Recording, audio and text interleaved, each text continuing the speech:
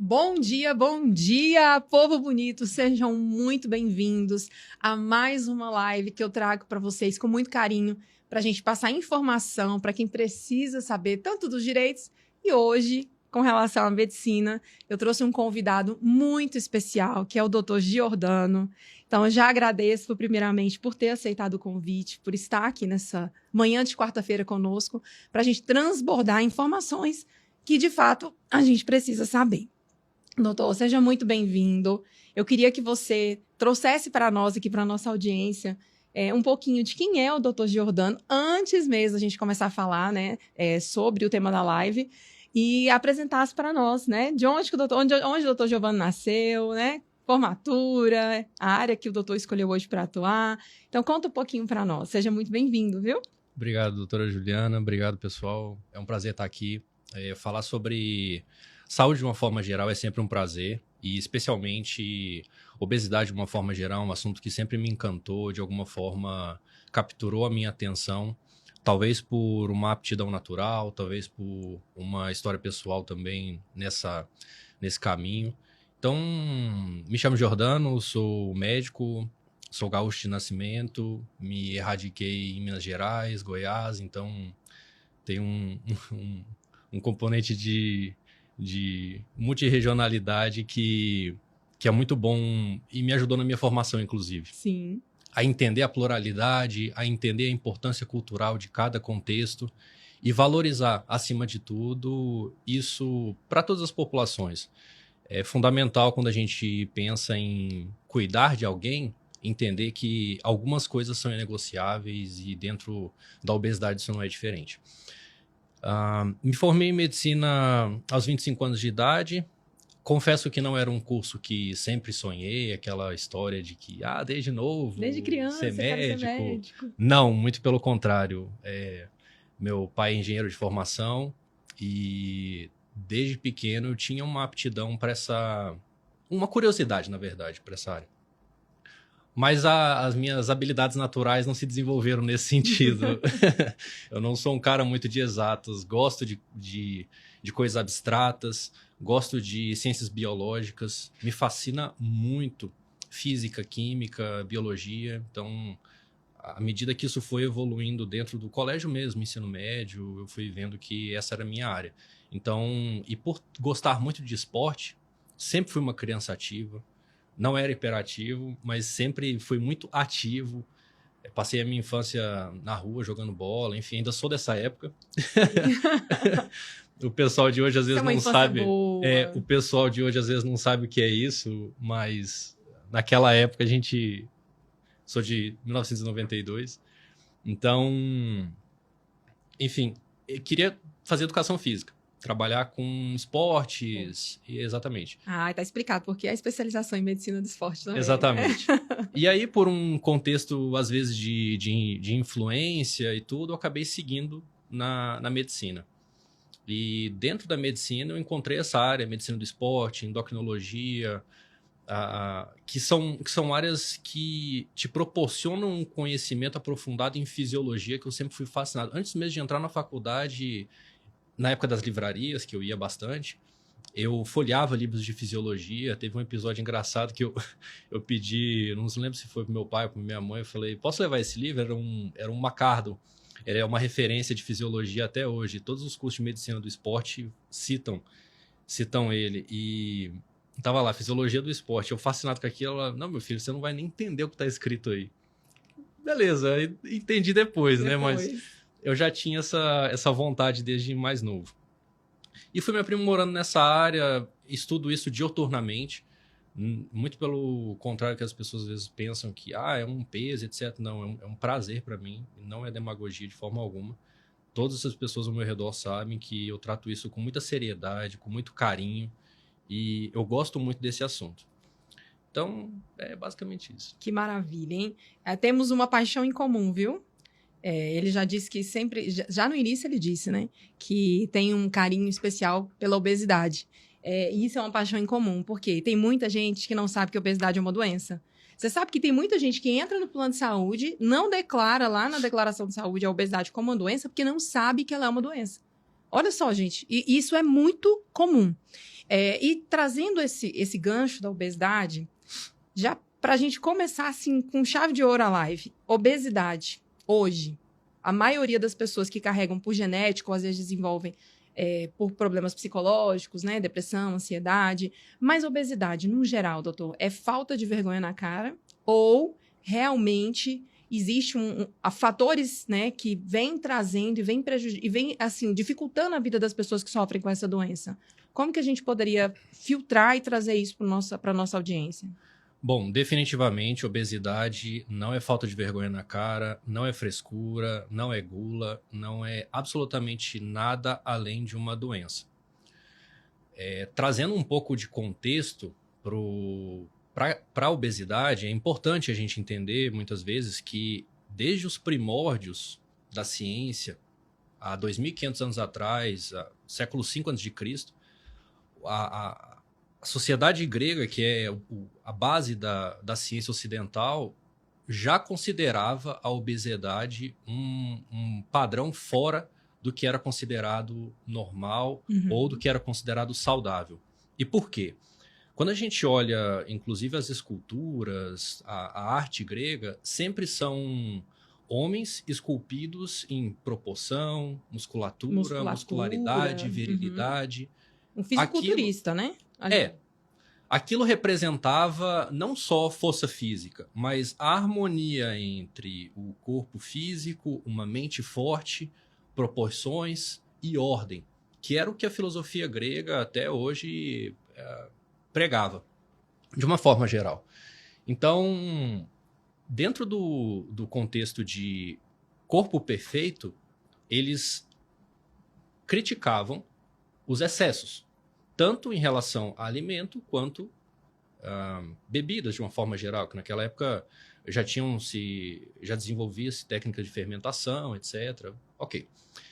Mais para frente, evoluindo um pouco, a gente tem relatos já de Galeno, que era um anatomista que foi considerado referência, inclusive nos cursos de medicina até o século XVII, XVIII. Hipócrates, considerado o pai da medicina, também criticava os excessos, o famoso caminho do meio. Platão e Aristóteles também. O Aristóteles, inclusive, pregava que uma pessoa sábia, ela deveria ter um corpo forte. Inclusive, o nome Aristóteles reza a lenda que vem pela sua envergadura e virilidade física, né? Ele tinha ombros muito largos. É uma curiosidade. Show, que aula que estamos tendo, hein? Então, mas eu gosto de trazer isso porque esse assunto não é novo. Esse assunto começou há mais de 2.500 anos atrás. Uau, gente. E ainda assim tem gente falando bobeira sobre isso. Então, quem fala que obesidade... É falta de vergonha na cara? É, no mínimo, ignorante, deselegante, enfim, para não dizer outras palavras. E dói. Dói bastante. Ouvindo. Muito bem. Então, a gente evoluiu. Existe um período, até, por exemplo, a Idade Média, onde isso era uma verdade.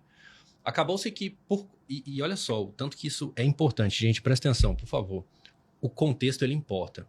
Dados, situações, imagens, qualquer coisa sem contexto é fonte de erro. Na Idade Média, que é um período nebuloso na história da humanidade, por questões culturais, logísticas, inclusive climáticas da época. Quando eu falo Idade Média, eu falo região da Europa, que é onde a gente tem mais subsídio para falar. Não estou descartando a importância dos outros lugares, mas é onde a gente tem registro.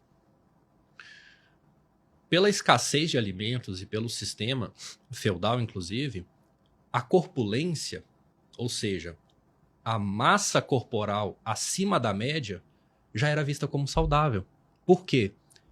A pessoa que tinha uma corpulência pressupunha-se que tinha acesso a alimentos. E aí, naquela época, ainda não tinham se desenvolvido técnicas de industrialização, etc. Então, era trigo, frutas, alimentos do solo, proteína animal e algumas técnicas rudimentares de condimentalização dos alimentos. Muito bem. Então, a nobreza praticamente ficava com aquela questão.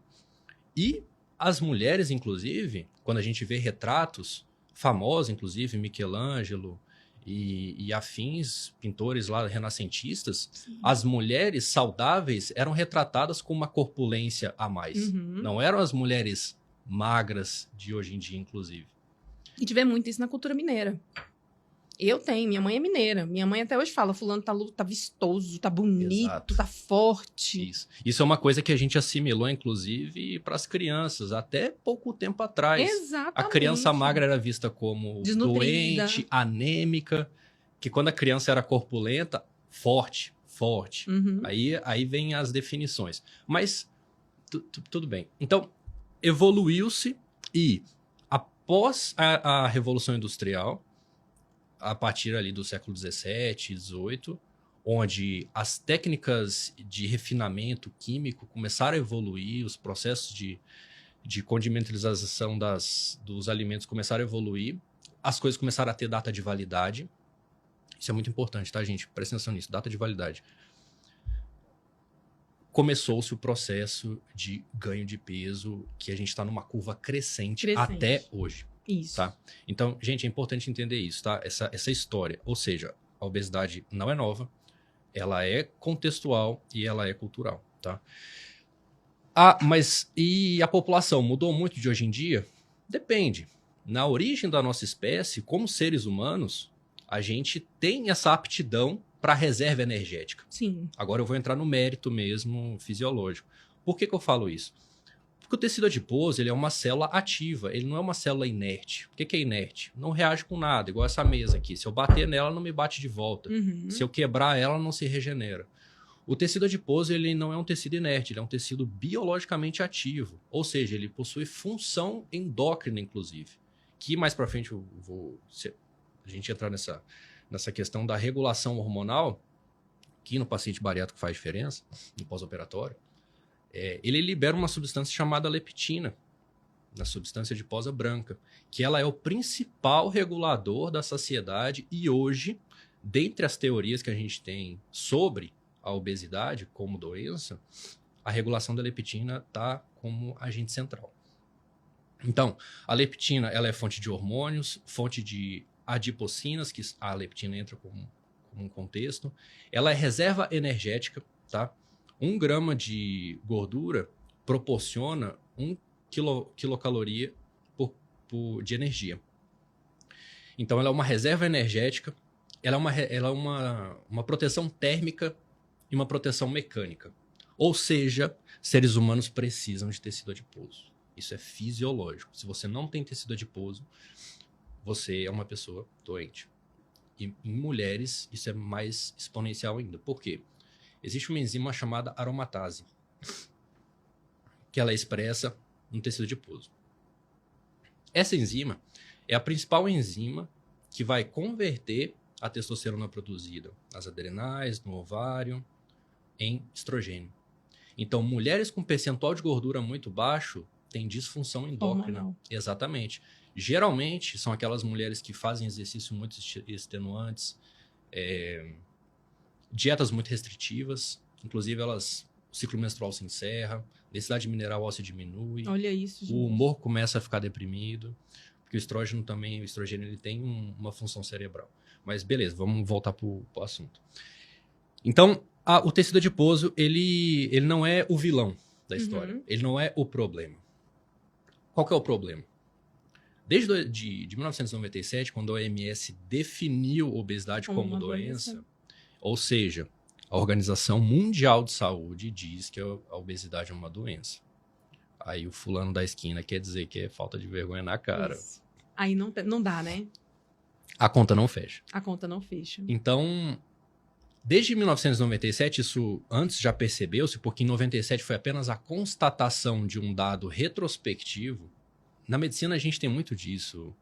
De uma forma geral, nas ciências biológicas, a gente tende a fazer uma análise retrospectiva de coisas que já aconteceram, tratar esses dados com métodos estatísticos e depois chegar a uma conclusão.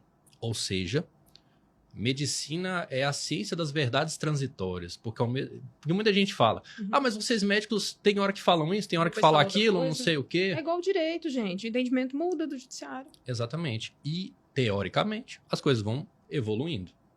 Tanto é curioso isso, muita gente não sabe. Mas o primeiro remédio anti-obesidade foi desenvolvido, né? Foi utilizado em 1930. Olha isso, gente. Que era um composto industrial. Qual que era a ideia? Diminuir o apetite do cidadão.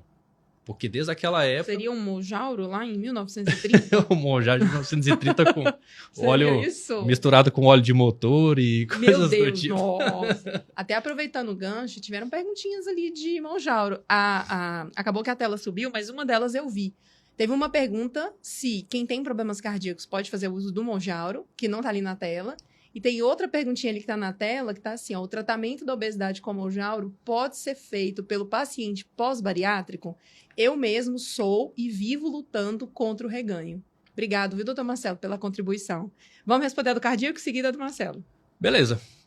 O paciente cardíaco, inclusive, tem um estudo grande chamado SURMOUNT, onde ele provou, por A mais B, que essas substâncias, os análogos de GLP-1, de uma forma geral, o Mounjaro ele é um duplo agonista. Ou seja, ao mesmo tempo que ele é agonista do receptor de GLP-1, o que é GLP-1? É glucagon-like peptide 1. Então, ele é um peptídeo mimético de glucagon. Qual que é a função dele? De forma resumida, ele vai ter uma ação gastrointestinal, ou seja, no intestino e no cérebro.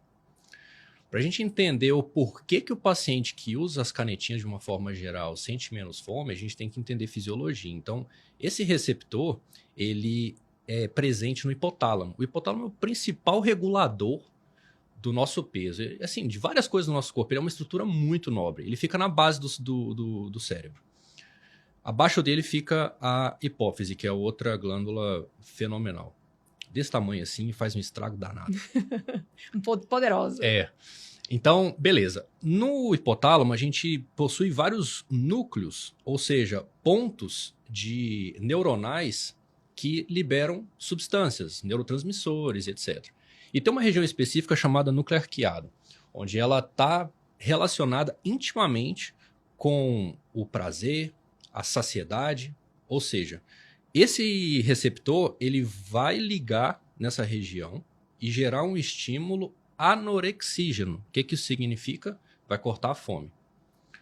Ao passo que, por que quando a gente... Isso é curioso, muitas vezes as pessoas não se perguntam isso, mas por que quando a gente fica em jejum durante muito tempo e sente o estômago roncar, a gente sente fome? É o estômago que faz isso? Não. Não. Todas as percepções que os seres humanos têm vêm do cérebro. Fome, medo, ansiedade, felicidade, dor neurológica. A percepção de dor é neurológica. Tanto é que tratamento de dor crônica a gente usa algumas medicações para o cérebro. Ok, então como é que isso é feito? O estômago vazio libera uma substância chamada grelina, que é um hormônio orexígeno, ou seja, ele gera fome. Ele é o principal hormônio orexígeno periférico. A gente tem alguns endógenos, só que não são tão importantes igual a grelina. Por que eu estou trazendo esse contexto hormonal? Porque, principalmente no paciente pós-bariátrico, isso muda, tá? Isso muda. Há algumas coisas para melhor e há outras nem tanto. Mas depois a gente entra nesse mérito. Uhum. Beleza, então vamos lá. O paciente cardíaco, o paciente que tem pressão alta, insuficiência cardíaca, algum grau de disfunção ventricular, alguma arritmia, a resposta simples e básica. Ele se beneficia e muito do uso dessas substâncias. Por quê? Além de tratar o peso, que o peso é o principal fator de risco para diversas outras doenças cardiovasculares, infarto, AVC, tromboembolismo, é fator de risco também para doenças que tem um componente imunológico associado, intestinais inclusive, doença de Crohn, retocolite ulcerativa. Essas substâncias, de forma geral, a semaglutida, a tisepatida, a liraglutida e as outras que estão sendo estudadas, a retatrutida, por exemplo, que é um triplo agonista, é um Mounjaro bombado, que a gente chama, os estudos são extremamente promissores, está em fase 3 ainda, os estudos têm fases, a fase 3 é a fase onde ele vai ser experimentado. Depois e até vem a para fase... nossa audiência entender, esses nomes que o doutor acabou de explicar, gente, são os nomes científicos do Ozempic, do Mounjaro, Isso. que a gente conhece o nome que o laboratório dá para aquele medicamento, né? Mas exatamente traduzindo é isso. Perdão. Isso, perdão. A gente se empolga falando, mas exatamente isso que a doutora Juliana falou.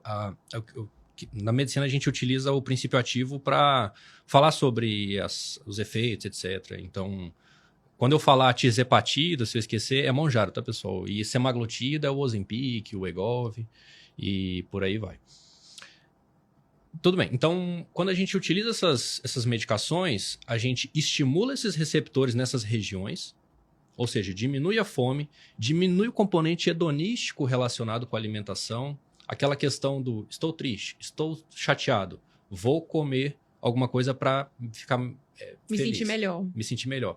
A gente sabe que existe isso e muito. E isso não acontece com fruta. Eu vou comer uma fruta para ficar bem. Não. São alimentos ricos em sódio, em gordura saturada, açúcar, carboidratos refinados. Isso gera um ciclo. Por quê? Porque esses alimentos são muito densos caloricamente. Você consegue uma quantidade de energia ali muito grande de uma forma muito rápida. E facilmente você se coloca em superávit calórico. Só para vocês entenderem, pessoal, superávit, quando a gente fala superávit calórico, é quando você ingere uma quantidade de alimento maior do que o seu corpo precisa para fazer as funções básicas do dia a dia, as funções vitais, seu coração bater, seus rins filtrarem o sangue, tudo, mais as suas atividades do dia a dia e o efeito térmico dos alimentos, que é a quantidade de energia que a gente gasta para quebrar algumas ligações moleculares, principalmente proteína. Depois a gente entra no mérito da dieta.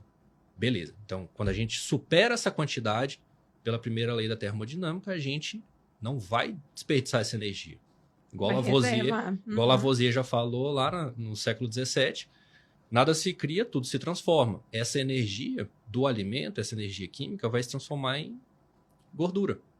O nosso corpo vai estocar. Ele vai fazer uma reserva natural. Inclusive, isso tem um componente importante de sobrevivência. Nós, como espécie, hoje, somos frutos de sucessivas reproduções de seres que, há milhões de anos atrás, eram extremamente eficientes em estocar energia do ponto de vista metabólico. Por quê? Era um ambiente extremamente hostil, não sabia quando ia ter alimento. Então, os indivíduos que estocavam energia de forma eficiente eram os que sobreviveram. E os que reproduziram, os que passaram essa característica adiante. Quem metabolizava muito, quem tinha um metabolismo acelerado, que eu não gosto dessa expressão, morria rápido. Então não passou essa característica adiante. A gente tem hoje? Tem. Mas a gente sabe que existem os polimorfismos também. Inclusive, a questão dos polimorfismos na obesidade é a minoria da minoria. Então você dizer que um indivíduo é obeso porque a genética dele é ruim, não é verdade. Na maioria das vezes não é verdade. Pode até ser em alguns casos, mas é a minoria. Então, pronto. Se beneficia e muito, melhora desfecho, a pessoa vive mais, a pessoa vive melhor, a doença progride mais lentamente. Então, essas medicações são extremamente seguras e indicadas para pacientes com doenças cardiovasculares. Perfeito. Então, se tiver alguém com problemas cardiovascular... De uma forma geral. E fica com medo de usar o Mounjaro, não é por isso que você vai morrer em tese, tá, gente?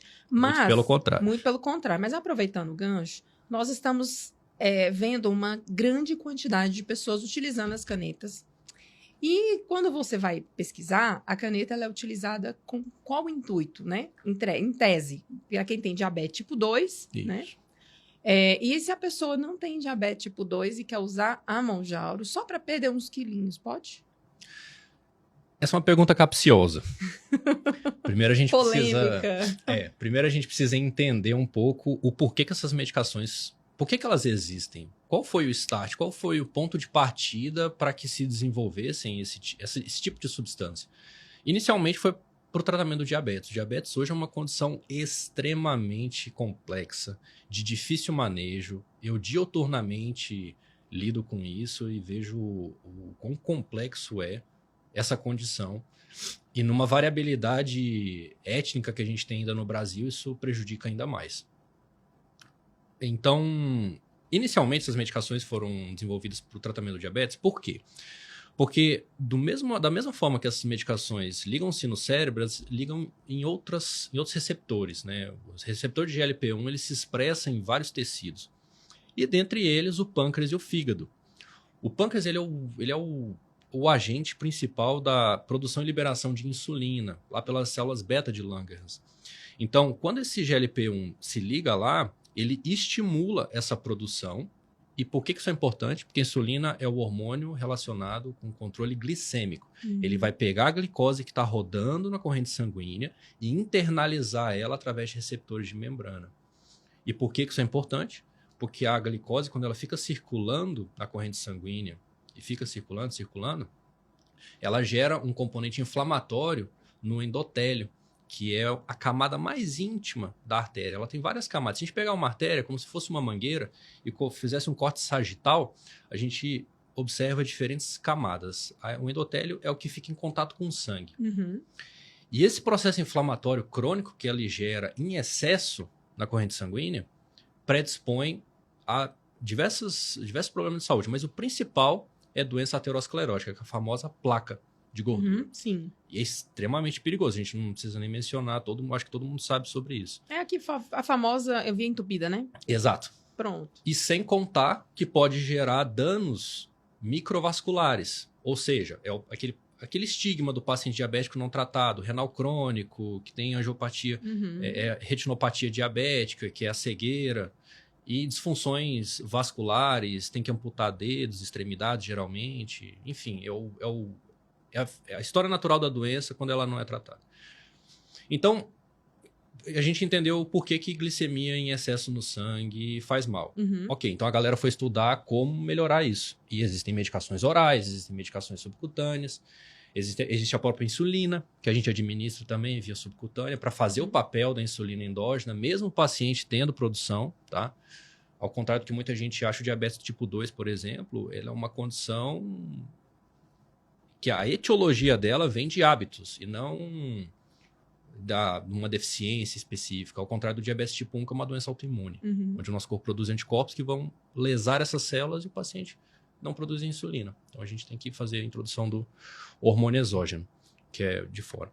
Então, e o que ele faz no fígado? Ele bloqueia a gliconeogênese, ou seja, a captação dessa glicose ela não vai gerar outra produção de glicose e elevar ainda mais esse processo. E isso é muito importante mencionar, tá? Essas medicações, igual você mencionou. Mas o paciente não tem diabetes. Isso. Se ele tomar isso, vai prejudicar? Ele vai ficar com hipoglicemia? Essa é uma dúvida minha. Não. Por quê? Porque esse estímulo ele acontece apenas, a gente chama de glicose dependente. Ou seja, essa produção e liberação de insulina ela vai acontecer à medida que você se alimenta. A gente tem uma recomendação de, quando fazer a aplicação dessa medicação, ter-se uma refeição após. Seja ela café da manhã, almoço ou janta. Mas é uma recomendação. Ah, doutor, eu não consigo comer e é o horário que eu tenho para tomar. É melhor tomar e faz uma refeição assim que possível. O corpo ele se adapta, inclusive. Então, não tem riscos. A gente não recomenda para pacientes muito próximos do que a gente chama de eutrofismo, né? Ou seja, que não tem uma massa corpórea muito grande. Porque aqueles quilinhos que tem, geralmente, não, o custo-benefício, o risco-benefício de se utilizar essas medicações não compensa. Pequenas adequações dietéticas, elas conseguem chegar naquele ponto.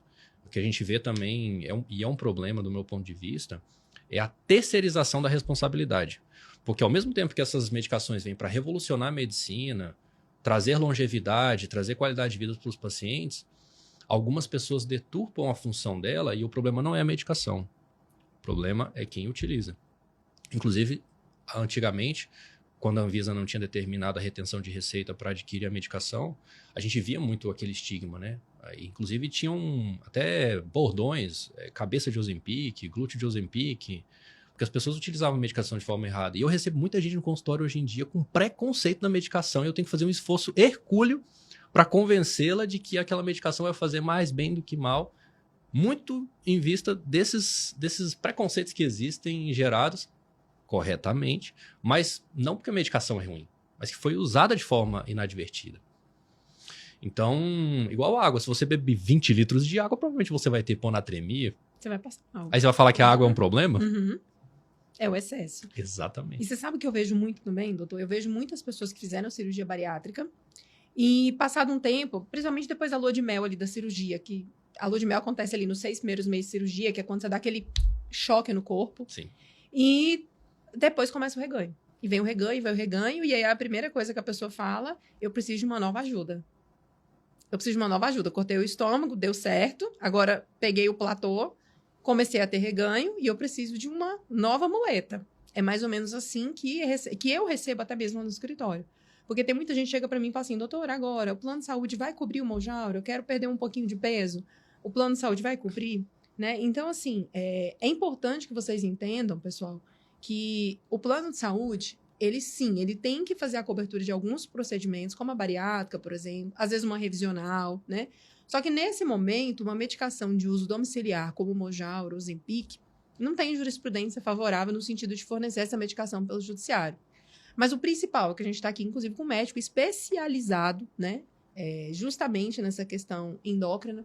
E a gente precisa explorar isso. Então, se você fez a cirurgia bariátrica, teve o platô, conseguiu estabilizar a meta de peso, mas você voltou a ter reganho, vamos perguntar para ele se é recomendável. Lógico, eu sei que ele examina cada paciente, tem uma realidade.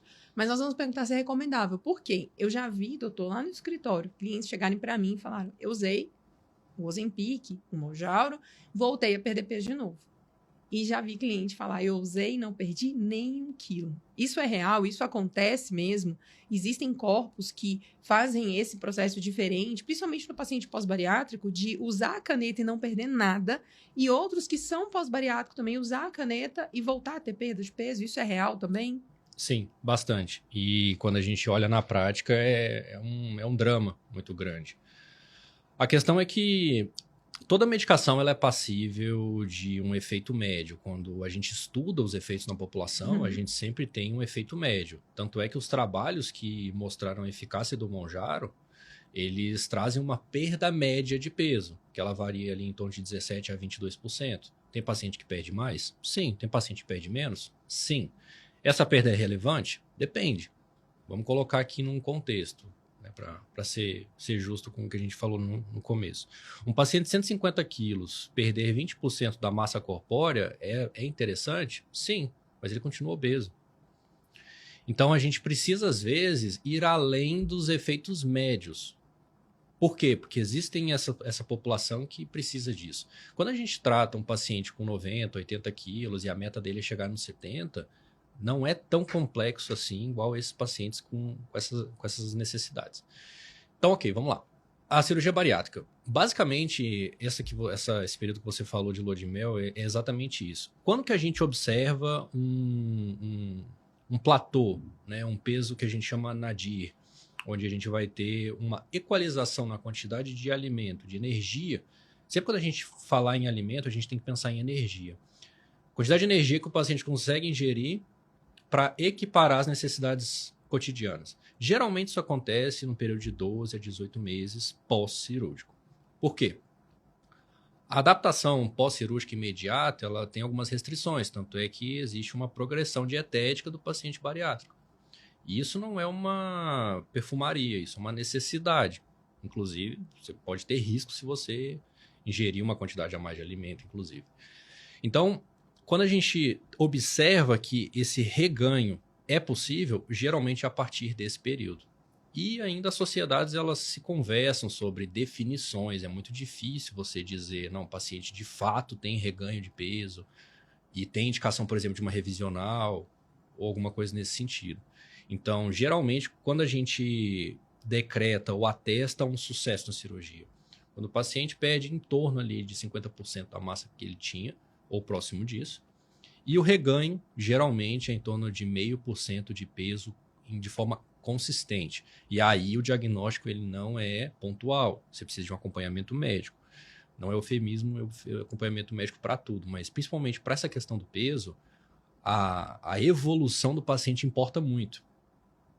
Então, pessoal, vocês que não têm um médico de confiança, é importante ter, tá? Inclusive para vocês mesmos não ficarem contando sempre a mesma história, se desgastando com aquilo. Eu sei que para vocês é chato esse tipo de coisa, Mas para nós médicos é muito importante, quando a gente trata com seriedade, entender cronologicamente como isso acontece. Tá? Então, tenha um médico de confiança, acompanhe, e tenha paciência. Da mesma forma que você ganhou peso ao longo dos anos, você não vai perder peso em poucos dias. É razoável que pelo menos metade do tempo você demore para chegar lá. Tem uma paciente minha uma vez que ela me perguntou, poxa, doutor, não tem uma coisa que me faça em 2 meses perder uns 30 quilos? Eu perguntei para ela, você ganhou 30 quilos em 2 meses? 2 meses? Acho que não, né? Aí, enfim... E sabe o que eu observo muito também, doutor? Às vezes tem gente que tem medo de procurar um médico. Sim. Por quê? Porque ele pensa assim, se eu procurar o doutor Giordano e eu conseguir perder todo esse peso, né? Ficar com o meu IMC abaixo de 30, sair da linha da obesidade, eu vou ficar muito flácida. Eu vou ficar horrível, eu vou ficar cheia de sobra de pele. E eu não tenho dinheiro para pagar cirurgias plásticas. O que eu vou fazer? Então é melhor eu ficar gordinha, sem pele, do que ficar magra e cheia de pelanca. Eu já escuto... Isso não são palavras minhas, tá? Que eu não gosto, inclusive, dessa palavra pelanca. Eu não gosto. Mas, enfim, é o que eu escuto lá dentro do escritório. E eu vou fazer a pergunta para ele se é real, se isso acontece. E depois eu venho falar para vocês sobre os direitos que quem consegue vencer a luta contra a obesidade sem bariátrica, ou seja, com acompanhamento, né? Ou com acompanhamento médico, ou fazendo uso das canetas, ou como se diz, educação alimentar também, que é necessária, ela é um complemento, mas é real, né? Tem muito paciente com essa situação, que tem medo de emagrecer, medo de fazer um acompanhamento com o médico e depois ficar repleta de pele, né? Muito, muito. Inclusive, isso é justificado. A gente tenta orientar da melhor forma quando o paciente... O paciente bariátrico não tem como muito fugir disso, porque a perda de peso ela é expressiva, principalmente nos 6 primeiros meses pós-cirúrgicos. Muito rápido, né? Exato. E isso é um fator que facilita, entendam, pessoal, facilita, não determina. Isso também tem um componente genético. O aparecimento desses contextos anatômicos, que são as dobras, as sobras de pele, de uma forma geral. Quando o processo de emagrecimento ele é feito de uma forma mais comedida, mais paulatina, isso se minimiza. E a atividade física ela entra como um fator importantíssimo na mitigação desse tipo de problema. Porque quando a gente pensa se a gente pega um corpo de um ser humano e dissecar, a gente tem a pele, que é o que a gente vê, por baixo tem o tecido subcutâneo, depois tem a gordura, músculo e o osso. Então, o que a gente quer? A gente quer diminuir o tecido adiposo, melhorar o tecido subcutâneo e estimular a musculatura, vulgo hipertrofia. Se esse processo acontece de forma mais lenta, mais tranquila, os processos metabólicos e os mecanismos que o corpo tem para lançar a mão desse artifício e ele de fato acontecer, é mais possível. Agora, com a cirurgia bariátrica, a perda de peso ela é muito expressiva, inclusive de tecido muscular, que o déficit calórico ele é muito agressivo. E o aminoácido que é presente no músculo, ele é utilizado como fonte energética também para sobrepor aquele déficit calórico que o paciente está sendo submetido, que às vezes é absurdo. Então, o pós-cirúrgico não tem muito como fazer isso, mas na medida do possível, gente, assim que o seu médico, o seu cirurgião liberar, faça atividade física, isso diminui muito a incidência. Tem um componente genético associado e, infelizmente, é uma dificuldade que a gente tem no consultório isso. É convencer o paciente de que mesmo que isso aconteça, a saúde dele vai estar melhor. Obviamente que tem alguns contextos, né, envolvendo sobra de pele que podem prejudicar a saúde também, mas hoje a gente tem cirurgia plástica, por exemplo, que ajuda muito. Muito. Inclusive, ontem eu estava conversando com uma grande amiga, que vai ser sua paciente. A gente estava conversando sobre você também. E ela tem muito medo da cirurgia bariátrica. E ela falou, Ju, eu prefiro fazer um acompanhamento médico, mesmo porque ela tem algumas questões endócrinas, né? Ela tem diabetes tipo 2 e uma outra condição lá, que é uma hipotiroidismo de... é um nome estranho, parece que é um nome... Tireoidite de Hashimoto. Isso aí, muito obrigada. A verdade a tireoidite de Hashimoto ela é a etiologia. O hipotireoidismo ele é uma entidade clínica, tanto o hipo quanto o hiper, que eles falam sobre funcionamento tireoidiano. A tireoidite de Hashimoto é uma doença autoimune, onde o seu corpo gera anticorpos, que a gente consegue dosar isso. Eles consistentemente atacam sua tireoide, gerando microlesões que levam à disfunção a longo prazo. Uau.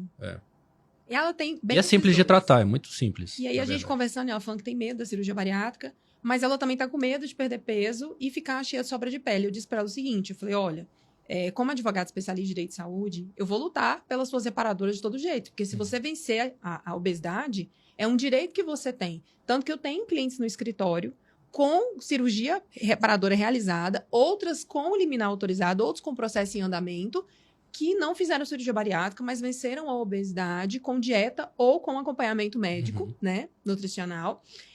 E também tem esse direito. Lógico que hoje existe um tema do STJ, que é o tema 1069, que ele diz que o paciente bariátrico tem direito a cirurgias reparadoras quando prescrito pelo médico, cirurgião plástico.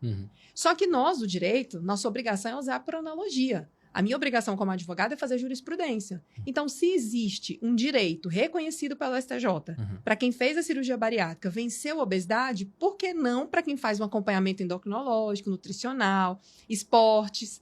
Por que essa pessoa também não vai ter direito? Ela também venceu a obesidade. Então, a gente usa a mesma base técnica de defesa e, graças a Deus, o judiciário vem reconhecendo. E essas pessoas também estão tendo acesso a cirurgias reparadoras quando ela vence a luta contra a obesidade, né? E, lógico, o acompanhamento médico ele é fundamental, porque eu vou precisar, sim, com toda certeza, do laudo médico para dizer, olha, ela passou por todo esse acompanhamento, ela venceu a luta contra a obesidade, ela está apta agora, mentalmente falando e metabolicamente falando, enfim, para realizar cirurgias reparadoras, e ela tem realmente sobra de pele. Então, é um laudo conjunto, tanto do médico, que fez todo esse acompanhamento, quanto do cirurgião plástico agora, que vai fazer a retirada da sobra de pele. Então, sim, gente, você tem direito também, viu? E faz sentido essa jurisprudência, porque se o paciente perdeu peso, um peso expressivo, como cirurgia bariátrica ou com Mounjaro, por exemplo, no fim, eles estão no mesmo patamar, a mesma necessidade fisiológica, não faz diferença. Ou seja, ele precisa daquela assistência.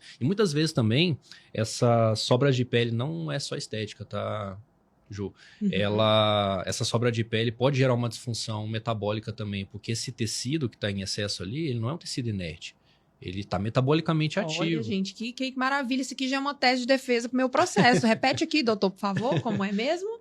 Essa sobra de pele, ela pode gerar uma disfunção a longo prazo, porque esse tecido, tudo que está no nosso corpo, a não ser que esteja necrosado, ele está metabolicamente ativo. Então, se o paciente ele tem sobra de pele, ele pode ter uma disfunção a longo prazo, não só anatômica, por questões cutâneas, né, de pele, mas metabólicas também. Por quê? Porque fica o tecido adiposo, pessoal, mesmo quando a gente emagrece, por que o reganho ele é fácil? Porque o tecido ele não morre, ele encolhe. E olha como é injusto. A gente consegue multiplicar tecido adiposo. Quando a gente tem uma massa corpórea e o peso ele constantemente vai aumentando, o tecido adiposo já é notificado isso, atestado que ele consegue se multiplicar. Mas o inverso não é verdade. Ele involui, ele diminui de tamanho, ele atrofia, mas ele continua lá. Ele tá ali. Por isso que a obesidade é uma doença crônica. Presta atenção, a obesidade não tem cura, tá bom? Não tem cura. Se você está obeso, você vai precisar de acompanhamento médico pro resto da sua vida. O reganho de peso, ele é real, ele é fácil e ele pode ser muito rápido. E esse reganho de peso rápido é extremamente perigoso, danoso para a saúde. Então, a cirurgia reparadora é reparadora. Ela tem um componente estético? Sim. Tem uma finalidade estética, mas o resultado é estético, mas a finalidade ela é reparadora, né? Com certeza. Então, por isso que é indicada por um médico. E deixa eu ver se eu entendi. Ver se a minha analogia... É porque a advogada adora fazer analogia, né? Ver se a minha analogia seria mais ou menos o seguinte. Quando a gente tem uma plantinha em casa e ela começa a ficar com algumas folhas amareladas, eu já vi alguns biólogos dizendo, arranca aquela folhinha. Arranca essa folhinha que tá amarelando. Por quê? Porque ela ainda tá... A planta continua distribuindo energia para ela. Agora, quando você vai lá e arranca aquela folhinha, cortou a energia que está sendo distribuída para aquela folha. Ou seja, é uma folha que já estava ali, em tese, morrendo, que estava gastando, sugando energia da planta. Se eu tenho uma sobra de um tecido adiposo em excesso, quando você vai tirar esse tecido adiposo em excesso, em tese, o seu corpo não vai estar mais jogando ali a energia para aquele... Minha analogia tá certa, mais ou menos? Olha, gente, que bacana. Porque até uma tese de defesa de verdade nos processos, porque a gente nunca abordou num processo jurídico a tese de que o excesso de pele ali, ele pode estar fazendo com que aquele corpo entenda que ainda tem mais tecido adiposo, tem mais energia para jogar ali. Então, quando você faz a retirada, inclusive, além da questão da reparadora em si, para melhorar a autoestima, questões dermatológicas, às vezes, né? Que dá infecção fúngica, né? Enfim, gente, são muitos problemas, né? De ordem psicológica, psiquiátrica, dermatológica, endocrinológica, né? Enfim, mas é muito bom. E pra gente poder finalizar, só tem mais uma perguntinha e nosso horário encerrou. Mas tem que marcar vamos ter que marcar mais uns 2, 3, viu? Que ainda ficou perguntas aqui na cabeça e no meu script também. Doutor, a Késia perguntou, como que comprova esse emagrecimento sem a bariátrica? Como que comprova o emagrecimento sem a bariátrica? Pelo peso, né? No sentido de atestar que a pessoa perdeu peso? Eu acho porque assim, no processo, eu posso comprovar com antes e depois, né? Porque geralmente quem é obeso, gente, não tem jeito. Pode fugir de foto, mas tem alguma foto sua que era obeso antes. Eu acho que ela quis perguntar no seguinte sentido. Tem muita gente, às vezes, que pode utilizar, né, dos artifícios jurídicos, do médico. E às vezes fala assim, não, eu era obeso aqui, ó. Eu era obeso, fiz o uso da caneta, por exemplo, o acompanhamento. E eu tenho direito à reparadora. Compreendi. Então, como que eu, como advogada, vou provar? Eu provo através da biopedância, às vezes no nutricionista, do acompanhamento como endocrinologista, porque lá tem todo o histórico, tá? Peso, não me deixa mentir, né, doutor? Peso, 2020, 2021, Então, existe todo... Quando faz o acompanhamento com o médico ele faz todo esse histórico do paciente, né? Então, eu acho que é isso, né, doutor? É pelo histórico mesmo, né? Eu entendi agora. A definição de obesidade, ela está constantemente sendo analisada. Inclusive, saiu um último consenso agora, 2025, sobre o que é ser obeso. Antigamente era um IMC a partir de 30. Hoje, paciente com IMC entre 25 e 30, com comorbidades e algumas outras alterações, medida de circunferência abdominal e alterações metabólicas, ele já é considerado um indivíduo obeso. Por quê? Porque ele já se expõe aos riscos igualmente um paciente obeso. Inclusive, o CFM publicou esse ano, inclusive em maio, os novos critérios de indicação para cirurgia bariátrica através da resolução 2429. Então, que ele incluiu esses pacientes. E detalhe, isso é muito importante, ele não define mais cronologia, ou seja, se o paciente tem um diagnóstico pontual na primeira consulta com o médico cirurgião e recebe essa indicação, teoricamente, ele deveria ter a cirurgia garantida, porque é uma indicação médica.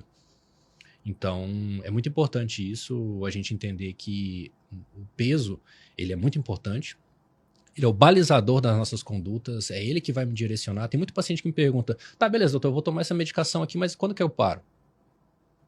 Você que vai me dizer. Por quê? Porque a sua evolução, dependendo da sua evolução, quão rápido ela for e etc., é isso que vai me dizer quando eu retiro a medicação. Isso é uma pergunta muito comum, que a pessoa assim, até quando que eu vou gastar? Porque eles estão preocupados, né? Sim. Mas engraçado, eu quero fazer uma provocação e uma reflexão para você e para o pessoal que está assistindo a gente. Não sei se vocês já pensaram nisso. Mas quando o paciente hipertenso chega para o cardiologista e ele é prescrita a medicação para ele, o paciente diabético, o paciente dislipidêmico. Dislipidemia é alteração no colesterol, tá, pessoal? O paciente com tireoidite de Hashimoto que vai usar a levotiroxina, seja ela qual for, pro resto da vida. Por que o paciente obeso acha que tem data de validade? Se é uma doença crônica. Então, as sociedades médicas hoje, cada vez mais estão colocando em pauta o uso crônico dessas medicações. Ah, doutor, mas e a segurança dessas medicações? Está cada vez se mostrando mais. Tem estudo, Ju, com 78 meses de acompanhamento. Uau. Isso é muito longo. Isso não começou agora, isso começou no início do milênio, lá nos anos 2000. Então, cada vez mais está sendo atestado que essas medicações são fundamentais e o uso crônico está virando uma tendência. Porque tem muita gente que é preocupado com reganho de peso. Eu vi uma pergunta passando ali sobre reganho. Às vezes a gente pode montar um outro para... Um podcast só para falar sobre reganho, gente. Abre uma caixinha no seu Instagram lá, manda as perguntas e... Exato, boa ideia. Vou abrir uma caixinha, quem tiver pergunta sobre reganho, manda. E a melhor pergunta ganha um prêmio. Ganha um prêmio. O Jordano vai responder, hein? Então é isso. Eu acho que é isso. É excelente essa indagação e essa reflexão, porque, de fato, eu já fiz um podcast, fiz uma live um dia, e eu fiz o seguinte comentário nessa live. Eu falei, gente, vocês têm que entender que a obesidade é uma doença crônica e ela não tem cura. Ela tem tratamento. Isso. E quem é obeso não deixa de ser obeso porque perdeu peso. A obesidade, ela vai continuar com você até mesmo porque a qualquer momento Ela entra em remissão. ela entra em remissão. Assim como um diabetes pode estar controlado e entrar em remissão, você pode deixar de usar medicação? Sim. Se você tiver uma aderência ao estilo de vida, as mudanças que a gente fala não farmacológicas, você pode manter isso até certo ponto. Não é que você deixou de usar remédio, a doença deixou de existir. Mas se você deixar de implementar as medidas que a gente orienta, se você deixar de fazer a parte não farmacológica, volta. É essa a questão. Você não se livra dela. Não é um tumor que você faz uma cirurgia e tira. Estou curado. Não existe esse termo. Exato, olha que perfeito, né? Então é isso, vamos ter a próxima, tá, gente? Vamos marcar depois. E aí vocês vão encher a caixinha de pergunta também, que o Dr. Giordano vai responder. E o que eu puder colaborar também na parte jurídica, podem perguntar. E chegamos ao final da nossa live podcast, que foi fantástico. Doutor, muito, muito obrigada mais uma vez pela presença. E eu queria que você deixasse as suas redes sociais ou contato para se alguém quiser também, né? O doutor atende aqui no Distrito Federal, aqui em Brasília. Não sei se atende por telemedicina, ele vai dizer. Porém, diga para nós as suas redes sociais, onde as pessoas podem te encontrar, caso elas queiram fazer uma pergunta, te acompanhar. Eu não sou tão ativo assim nas redes, tento fazer o meu melhor, mas eu tenho um Instagram profissional onde eu tento divulgar algumas informações lá, é o @drgiordanogeorge, com G mudo no final. Giordano com G, tá, gente? Isso, Giordano com G. Igual Giordano Bruno. Meu pai escolheu. Pai, te amo. E eu atendo aqui, sim, atendo presencial, telemedicina, algumas exceções, quando o caso é muito importante. Tenho pacientes de outros países, inclusive, tem paciente que é russo, tem paciente que mora na Argentina, tem paciente que mora nos Estados Unidos, então a gente consegue fazer esse acompanhamento, mas eu dou preferência para o presencial, porque o presencial, o paciente ele se sente... traz mais confiança e para tratar questões, principalmente relacionadas à obesidade, o paciente tem que confiar muito em você. Exato. Então, eu prezo por esse contato, quem é meu paciente sabe. Perfeito. E lá no seu Instagram tem o seu WhatsApp, se alguém quiser entrar em contato, ou pelo direct? Não, lá tem só o meu Instagram mesmo, mas pode mandar mensagem inbox, etc. Eu vou colocar um link lá para entrar em contato com o WhatsApp. Perfeito, maravilha. E mandem sugestões também. Show. Pessoal, muito obrigada pela presença de todos. Para quem não me conhece, eu sou a Juliana Rodrigues. Eu sou advogada especialista em Direito à Saúde, atendendo em todo o Brasil. Hoje eu tenho a honra de dizer que o nosso escritório está em 25 estados da federação, ou seja, não há barreiras nenhuma para defender o seu direito à saúde. E se alguém ficou com alguma dúvida, quiser conversar comigo, tem o meu Instagram, que é esse aqui que está sendo transmitido ao vivo, que é o drajulianarodrigues.adv. E lá também, no link da bio, tem o meu WhatsApp. Um beijo para todos vocês. Muito obrigado pela audiência e até breve. Obrigado, viu, doutor, mais uma vez. Valeu, Ju. Valeu. Tchau, pessoal. Obrigado. Temos ainda assunto para muitos podcasts, viu? Nossa, Ju, foi ótimo. Não, olha só meu roteiro aqui. Eu não